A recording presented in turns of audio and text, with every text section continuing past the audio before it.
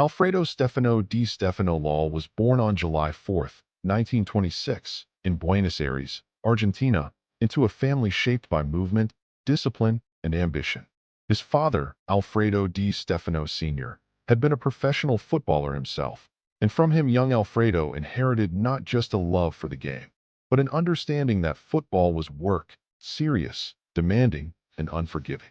In the dusty streets and modest pitches of Buenos Aires, Alfredo learned early that talent alone meant nothing without effort. From childhood, Di Stefano stood out, not because he was flashy, but because he was everywhere. He ran constantly, pressed relentlessly, and seemed to understand the game 2 steps ahead of everyone else. While other boys chased the ball, Alfredo chased space. He watched older players, memorized movements, and absorbed tactics intuitively. Football was not a game to him. It was a system to be mastered. He joined River Plate's youth academy, La Máquina era looming large over Argentine football. River Plate was not just a club, it was a philosophy. Technical excellence, fluid movement, and collective intelligence defined their style. Di Stefano grew within that system, learning how to pass, press, drop deep, and attack. By the late 1940s, he had broken into the first team, contributing to River Plate's 1947 league title. Though not yet the star, his versatility and tireless energy made him invaluable. But Argentina in the late 1940s was unstable. In 1949, a player's strike over wages disrupted the league, forcing many top footballers to leave the country. Di Stefano was among them. He crossed the Atlantic to Colombia, joining Millonarios of Bogotá during the era known as El Dorado, when Colombian clubs paid enormous wages and attracted global talent. In Colombia, Alfredo Di Stefano transformed from a promising all-rounder into a dominant force. At Millonarios, he played with freedom and authority, scoring goals, creating chances, and leading attacks with relentless intensity.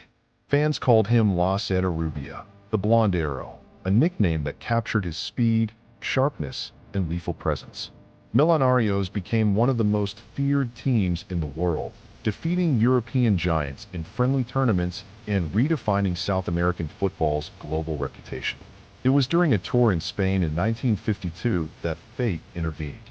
Millonarios faced Real Madrid in a friendly match celebrating the club's 50th anniversary. Di Stefano dominated the game. His movement, intelligence, and work rate stunned the Spanish audience. Real Madrid's president, Santiago Bernabeu, saw immediately what others had not fully grasped. This man could change the destiny of a club. What followed was one of the most controversial transfers in football history. Both FC Barcelona and Real Madrid claimed rights to Di Stefano. Legal disputes, political pressure, and negotiations stretched endlessly. At one point, it was decided he would alternate seasons between the two clubs, a proposal so absurd it only highlighted the chaos of the situation. Eventually, the deal collapsed for Barcelona, and Di Stefano signed with Real Madrid in 1953. That decision altered football history forever. When Di Stefano arrived at Real Madrid, the club was respected but not dominant. European football was still fragmented, and no club ruled the continent. Di Stefano changed that instantly. He did not simply score goals, he orchestrated everything. He defended, midfield, attacked, and led. He pressed opponents until they broke. He demanded excellence from teammates and punished complacency with his intensity. Real Madrid became a machine, and Di Stefano was its engine. The creation of the European Cup in 1955 provided the perfect stage. From the first final in 1956 to 1960, Real Madrid won 5 consecutive European Cups, an achievement unmatched to this day. Di Stefano scored in every final. He controlled every match. Alongside legends like Ferenc Puskas, Francisco Gento, and Raymond Kopa, he formed the greatest club side football had ever seen. But even among giants, Di Stefano stood tallest. He was not confined to one role. When defenders pressed, he dropped deep. When midfielders tired, he surged forward. When attackers hesitated, he took responsibility. His football intelligence bordered on prophetic. Teammates often said he told them where to run before they realized the space existed. He won 2 Ballon d'Or awards in 1957 and 1959, a reflection of his dominance in an era crowded with legends. Yet awards never fully captured his value. Di Stéfano was football's first truly complete player, a prototype for the modern all-round footballer decades before the term existed. International football, however, was less kind. Born in Argentina, Di Stefano's international career became tangled in politics and circumstance. He represented Argentina early on, later played for Colombia unofficially, and eventually represented Spain. Despite qualifying for tournaments, injuries and disputes meant he never played in a World Cup. It remains one of football's great tragedies that the world's most complete player never graced the game's biggest stage. By the early 1960s, age began to slow him, but his influence remained immense. In 1964, after 11 glorious years, Di Stéfano left Real Madrid.